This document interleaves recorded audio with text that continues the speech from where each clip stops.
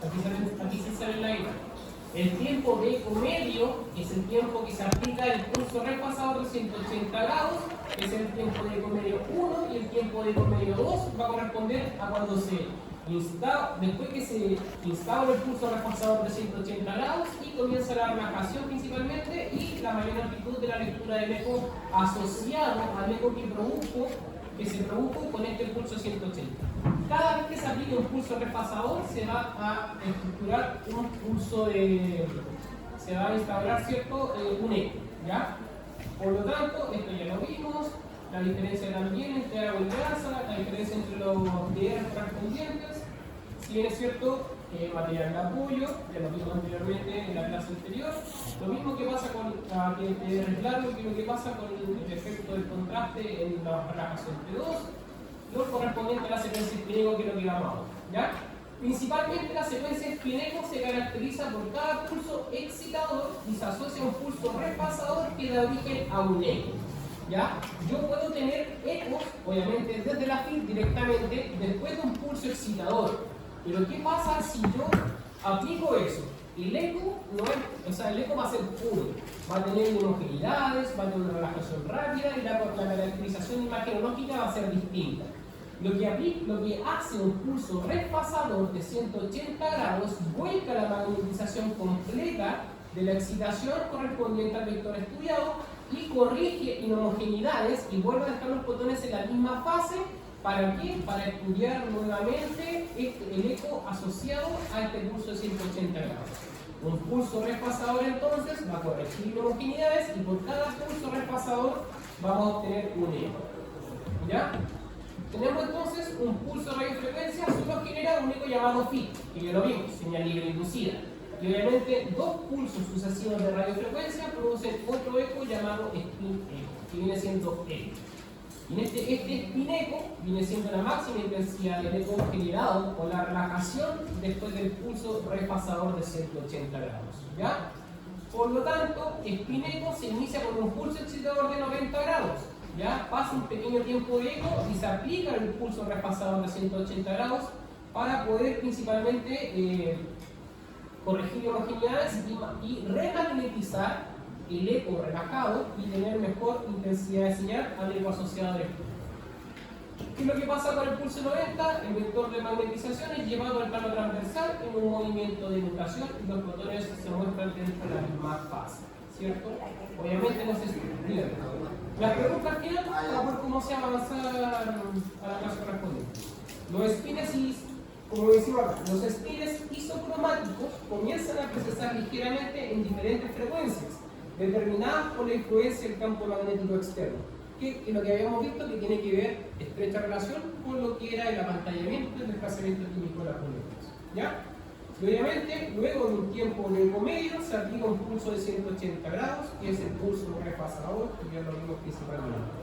La acción de este pulso, ¿cierto? Lo que ocurre es que con el momento magnético es invertido en 180 grados alrededor del PD0, ¿ya? Del campo magnético externo, en la componente transversal o longitudinal donde se está ocurriendo la aplicación de este pulso, ¿cierto?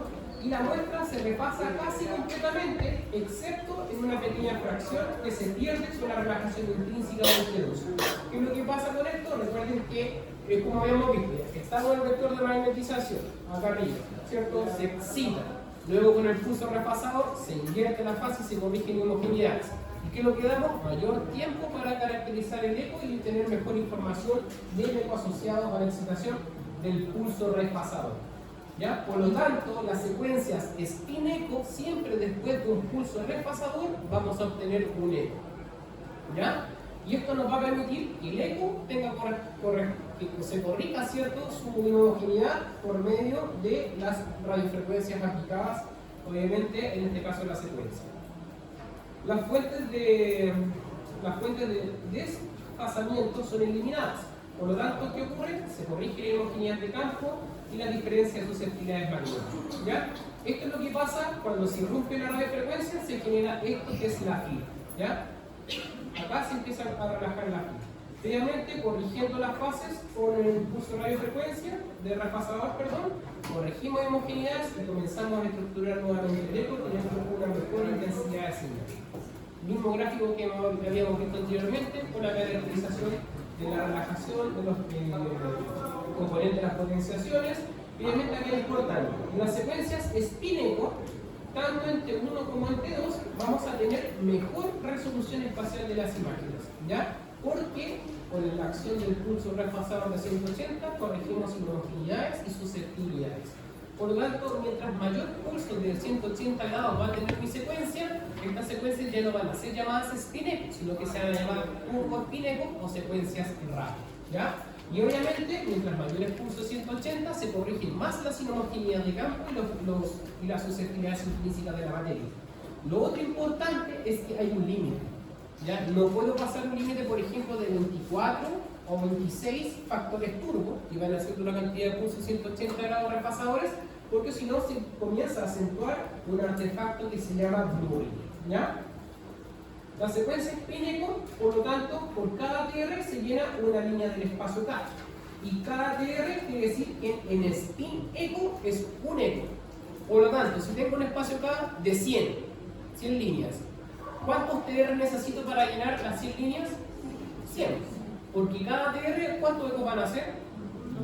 1, ¿cierto? Y ahora, si por cada TR saco 2 ecos, ¿ya? ¿Cuántos TR voy a necesitar? 50, ¿cierto? Ahí vamos haciendo la analogía entonces del traspaso de una secuencia spin-echo a una turbo spin-echo, ¿ya? Por lo tanto, sabemos que por cada TR se llena una línea del espacio K correspondiente a la secuencia spin-echo. Las secuencias RAR, que se denominan Rapid Adquisición con la relajación enhancement. ¿Qué significa eso? Mejorada. ¿Ya? Por lo tanto, lo que habíamos hablado principalmente, mientras mayores factores turbo, ¿ya? Mayores pulsos repasadores de 180 grados, se corrigen mayor inhomogeneidades, ¿ya? Agrega múltiples pulsos de repase de origen que principalmente uno a un eco, ¿cierto? Y permite llenar varias líneas del espacio. Entonces, ¿qué secuencia sería más rápida? ¿Un spin-echo o un turbo spin-echo? Turbo spin-echo o rápido, ¿ya? Turbo spin-echo es lo mismo que RARE por si acaso, ¿ya? En las pruebas, los controles, o si me ponen RARE o TSE, que es turbo spin-echo, está bien, si lo considero bueno, ¿ya? Lo importante, chicos, siempre traten de llevar a cabo el significado de cada sigla, de cada abreviación, porque les va a facilitar el qué significa cada uno, ¿ya? Por lo tanto, factor turbo o eco translate determina el número de ecos adquiridos después de cada excitación. ¿Qué quiere decir esto? En un TR yo tengo un solo pulso excitador de 90 grados y múltiples pulsos de 180 grados repasadores que van a corregir todas las inhomogeneidades de campo correspondientes a las estructuras protónicas que estén dentro del bosque. Por lo tanto, corresponde al número del pulso 180 grados en dos pulsos de 90. O sea, entre un TR y otro TR. ¿Ya? Para un T2, máximo 24 a 26 factores turbo. Para un T1, máximo 5 factores turbo. Para un DP, máximo 12 factores turbo. Esos son máximos factores de aceleración. Esas son preguntas de examen de título. Cuando uno les pregunta a ustedes, ¿con qué estrategia usted me puede acelerar la secuencia para disminuir los tiempos de adquisición? Revisar los factores turbo. Si tengo una secuencia que tiene 12 y un T2, máximo lo puedo llevar hasta 24, entonces vamos a disminuir la línea del espacio acá y estamos disminuyendo el tiempo de adquisición. ¿Ya? ¿Pero sacrificio de imagen por eso, cierto? No, porque si yo sobrepaso el efecto, si yo, por ejemplo, estoy en un T2 y si yo sobreexijo, ¿cierto?, el eco, aparece el artefacto de blurring, que lo había explicado anteriormente, no lo explicado, lo había mencionado. Después, cuando veamos la clase de artefacto, vamos a ver por qué. Cuando uno sobreexcita el eco que se excita al principio, esto pasa con el decaimiento del señal. Los ecos se van debilitando, Después de los 30 factores turbo, uno lo puede hacer con 30, sí, pero el contraste de la imagen va a cambiar. Y ahí es donde se empieza a generar la diferenciación. El contraste de la imagen cambia porque aparece el blurring de la imagen por el deterioro del eco. Es como, por ejemplo, estoy muy cansado y me tomo un café descafeinado. ¿Me va a servir? No, es café, pero el café tiene menos concentración de cafeína, ¿ya? Obviamente no va a servir. Pero si me tomo un café con 2 cucharadas de café normal, va a andar todo, ¿ya? Idealmente, piensen que a mientras mayor factor turbo se corrigen más inhomogeneidades y la secuencia se acelera más, se adquiere en menor tiempo. Por eso es que máximo se establecen 24 a 26 factores turbo para un T2, para que la imagen tenga la misma cantidad de eco. Si yo hago uno de 12, sí, voy a tener una mejor imagen, pero a costa de que una secuencia de 5 minutos. Y me dan 20 minutos para hacer un examen. ¿Ya? Por lo tanto, permite disminuir los tiempos de exploración, posee una baja sensibilidad y homogeneidad de campo y a los artefactos de susceptibilidad y nos permite generar imágenes pesadas en 3D o T2 en 3D. Lo importante, chicos, es que cuando yo me voy a enfrentar a un paciente que tiene una prótesis metálica y me están diciendo que necesito suprimir la prótesis metálica, lo más importante de esta weá es trabajar con secuencias turboespinecas, porque el metal genera susceptibilidades, ¿ya? Que lo vamos a ver más adelante en otra clase. Y por lo tanto, como el T2 o las secuencias T1 con los factores turbo corrigen inhomogeneidades, estos pulsos 180 van a corregir las susceptibilidades. ¿En qué momento? En generando, volcando la magnetización al contrario para que todos los fotones tengan la misma fase y volver a estudiar nuevamente un eco más amplio y tener mejor intensidad de señal. ¿Ya? Diagramas de secuencia. Ya nosotros sabemos que habíamos visto, ¿cierto?, un pulso en RF, que en alguna secuencia, en algunos lados lo van a ver como pulso alfa, que es el pulso excitador, ¿ya? Por lo tanto, nosotros tenemos que por cada gradiente codificador de frecuencia, fíjense cómo tenemos acá, arriba, abajo, arriba, abajo, arriba, abajo, arriba, abajo. ¿Qué quiere decir esto? Que por cada gradiente codificador de frecuencia es un eco que se llena al espacio.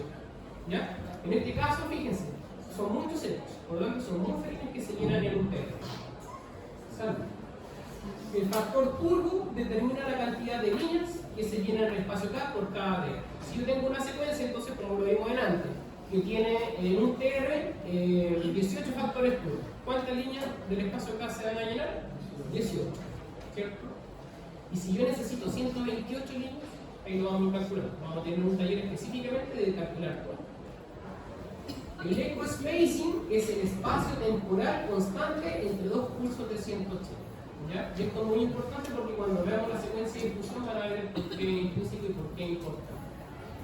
A mayor eco translate se genera una pérdida de calidad de imagen que viene siendo el blur. Por eso que yo le decía aquí, no hay que sobreexigir tanto los factores turbo en una secuencia porque perdemos calidad de imagen. Ya fíjense porque es una señal que va decayendo. A no ser que tenga otra vez un pulso excitador entre medio y ahí estoy fraccionando entonces mi secuencia y estamos poniendo ecos distintos. ¿Ya? Tierras distintas. Por lo tanto, tras 256 pulsos de 180 grados, la señal se abre. Entonces, como máximo, dentro de un eco, yo puedo obtener 256. Y es cuando empiezan a aparecer después las secuencias CENI, las secuencias Hartford, que es otra estrategia de aceleración que nosotros tenemos dentro de la familia Spineco para poder empezar a tener mejores tiempos de respuesta a la generación de la imagen. Un parámetro muy famoso y muy importante es el tiempo de eco efectivo. ¿Ya? El tiempo de eco efectivo es aquel que está asociado con el eco que se llenan las líneas del centro del espacio K. Si nosotros habíamos visto antes, ¿qué es lo que va al centro del espacio K? El contraste de la imagen. Por lo tanto, el tiempo de eco efectivo a mí me va a determinar el contraste de la imagen en un T2. ¿Ya? Por lo tanto, de todas las líneas que están sacando el récord de los factores de repasadores de 180 grados, ¿cierto? El tiempo de eco efectivo va a ser el tiempo de eco que pasa por el centro de la línea del espacio K, que obviamente va a caracterizar el contraste en la secuencia. ¿Ya? Por eso es importante, si yo aumento factores turbo, yo necesito calcular principalmente cómo va a ser o cuál va a ser mi tiempo de eco efectivo, para que ese eco me mantenga el mismo contraste de la imagen. Y si yo elijo un eco muy débil, se va a comenzar a generar el blur. Por lo tanto, fíjense lo que tenemos acá. El radio posee el blurring, ¿ya? Imágenes de fantasma con bordes realzados, ¿ya? Y obviamente se eleva la absorción de radiofrecuencia y muestra la grasa más brillante. ¿Por qué tenemos mayor intensidad de señal? ¿Ya? No hay nada más anatómico o nada más específico que una secuencia Spineco. Pero hoy en día las secuencias Spineco están casi obsoletas y se utilizan solamente en cerebro, ¿ya? En un plano axial, principalmente sin contraste y post contraste. ¿Ya? porque obviamente la estructura, las neuroestructuras son muy sensibles a cambios de homogeneidades y obviamente necesitamos una secuencia que sea con los ecos más puros para caracterizar sustancias gris y sustancias blancas. Todas las secuencias que se utilizan en resonancia magnética son las secuencias RARE, cuando yo quiero caracterizar de mejor forma la anatomía. Por ejemplo, todos los protocolos de columna lumbar, de cerebro, de abdomen, siempre van a tener una secuencia turboespinel, ¿ya? Y después vamos a ver en abdomen cómo cambia la modalidad, porque aquí comienzan a aparecer las secuencias denominadas CASTE o CAL-FOURIER, ¿ya? Un TR corto y un T corto, ¿en qué potencial? T1, ¿cierto? Mientras más rápido se entrega la energía al medio, T1 es más corto. Para decir tiempo T1, más corta la señal. Así se ve un cerebro sagital en T1. Recuerden, brilla la sustancia blanca y se ve hipointensa la sustancia gris, y obviamente el microcéfalo rápido no se observa.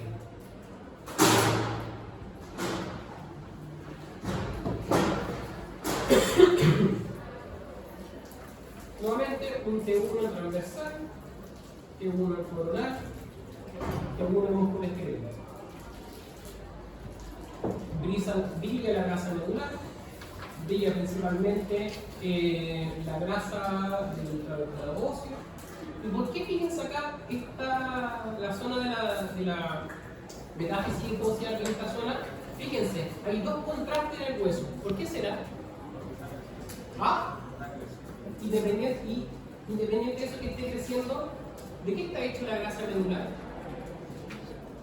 El hueso esponjoso, ¿de qué está hecho? Tenemos dos componentes grasos, tenemos la médula roja y la médula amarilla, ¿ya? Por lo tanto, una de las dos tiene mayor concentración de hidrógeno, y por lo tanto, si tiene mayor concentración de hidrógeno, va a tener mejor resonancia con la hueá y se va a ver más intensa una relajación química, ¿ya? ¿Se dan cuenta que toda esta hueá bioquímica, que toda la correlación de la intensidad o cómo se caracteriza la imagen principalmente va a corresponder al componente que está colindante a la estructura que estamos analizando? Por lo tanto, un TR largo y un T largo pueden ser principalmente mejor característico un T2. Aquí tenemos la relajación de cada tejido correspondiente entonces para la discriminación. Esto básicamente es muy similar al gráfico que yo les tengo en la otra clase, para que tengan mejor calidad a la representación de la escala de grises con respecto a una estructura. Esto era una longaniza, un paquete de suero y parece que una morcilla, no me acuerdo muy bien, ¿ya? Pero fíjense que la grasa siempre va a brillar y el agua también va a brillar, ¿ya? Mientras más rápido los protones pierden la fase, el T2 es mucho más corto. Vale decir, los valores T2 mayores son a mayor señal. Por lo tanto, a tiempos de TR más largos.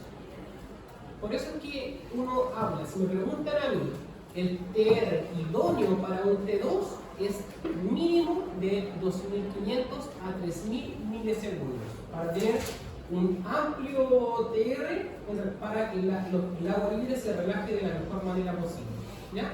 Cortes sagitales de potenciación T2 y obviamente cortes coronales correspondientes a la potenciación T2. ¿Qué estructura anatómica es esta? Columna lumbar. ¿Qué músculo es esto?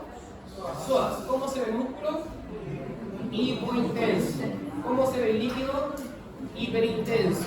Por lo tanto, ya sabemos que el músculo siempre en T2 se va a ver hipointenso, ¿ya? Sagital de columna lumbar, ¿ya? Lo mismo. Hiperintenso líquido cefalorraquídeo, la grasa va a brillar igual, obviamente, porque tiene su relajación correspondiente para que brille en T2, pero fíjense que aún así se ve más hiperintensa el líquido que la grasa, ¿ya? Para proteger siempre la relajación de los líquidos. ¿Cómo se ven los músculos? Hipointenso, ¿cierto? ¿Cómo se ve el líquido cefalorraquídeo? Hiperintenso. ¿Cómo se ve el trabeculado óseo? Hipointenso con respecto al líquido cefalorraquídeo, pero igual se ve hiperintenso. La grasa igual se ve hiperintensa, ¿ya? Este es netamente un artefacto por no uniformidad de la corrección de la señal, por si acaso. Así que fíjense cómo aquí tiende a verse de mejor manera la intensidad de la luz. Por lo tanto, el músculo esquelético, fíjense, el cartílago no va a brillar.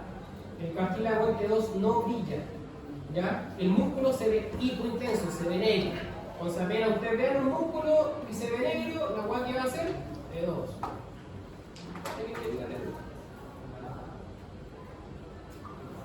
tenemos que el TR largo, potente densidad protónica, tiene que ver principalmente con la concentración de hidrógeno en las regiones cuidadas, la señal de agua ligada debido a su gran dispersión de frecuencia dentro del boxer, es un escaso aporte a la señal. Fíjense, ¿cómo se ve en un DP el líquido cefalorraquídeo con la sustancia gris? Isointenso, ¿ya? Ese es un tips clave para poder discriminar entonces una potenciación de P de cerebro. Cuando el líquido cefalorraquídeo se ve isointenso a la sustancia gris y la sustancia blanca no se ve tan hiperintensa, es un DP. Como acá, ¿ven? El líquido cefalorraquídeo tiende a verse un poco isointenso a la corteza y la sustancia blanca no se ve hiperintensa. ¿Qué potenciación es? Omítenlo. ¿Se ve diferenciación de la estructura de la médula con el canal, con el líquido? No, ¿cierto? Acuérdense de la clase que les entregué en antes. Vamos a subir más arriba entonces al T1 que habíamos visto por acá.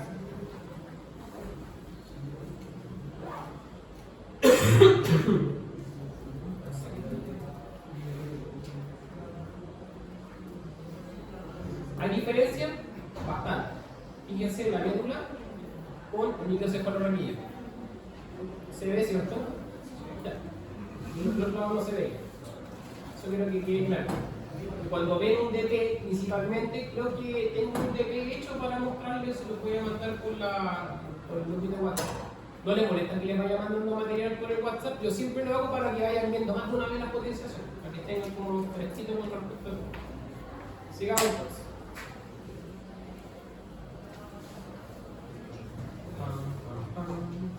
Existen las secuencias duales. Fíjense acá. Fíjense cómo brilla el cartílago. Fíjense. ¿Ven que se ve hiperintenso? Eso que está ahí al lado, que se brilla ahí, es el cartílago. ¿Ya? En la densidad protónica brilla el cartílago. Y para músculos esqueléticos siempre se utilizan secuencias principalmente con saturación de la grasa. Lo vamos a ver los protocolos cuando veamos un músculo esquelético.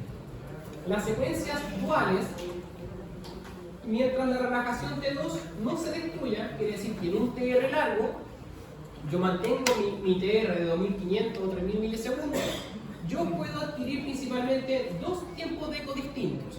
Puedo fraccionar mi espacio acá en dos tiempos de eco distintos y crear secuencias duales. Y le voy a poder potenciar un T2 y un DP. ¿T1 y DP puede ser? No. ¿Por qué no? ¿Por qué no puedo potenciar una secuencia dual T1 y DP? ¿Ah? Muy bien, por el TR. Porque el TR principalmente, para poder tener un DP, necesito un TR largo y un tiempo de eco corto. En cambio, una secuencia de 2 yo tengo un TR largo y un tiempo de eco largo. Por lo tanto, puedo fraccionar mi espacio acá y dividirlo en dos para poder tener dos tiempos de eco distintos. ¿Ya? Por lo tanto, mientras la relajación de 2 no se destruya, es posible estimular el sistema con otro curso de radiofrecuencia, repasador cierto de 180 grados y obtener un eco adicional. En este caso vamos a potenciar un T2 y un DP. Entonces, para que haya una secuencia de alarma igual, sí o sí tiene que haber un TR. Sí, sí o sí. No puede existir un tiempo de eco corto, porque si no la física no te va a dar la relajación de 1 y 7 de 2. ¿Ya? ¿Qué pasa con esto? La amplitud de este eco será menor, ¿ya? Pero se codificarán dos espacios acá distintos, lo que habíamos conversado. El primer eco va a ponderar el DP y el segundo pondera el T2. De hecho, ¿para qué razón? Para optimizar protocolos. En muchos centros, esto está obsoleto ya en todo caso, por ejemplo para músculo esquelético, pero hay muchos radiólogos que todavía lo piden. Por lo tanto, te piden hacer una secuencia T2 sagital y un DP sagital. Cada secuencia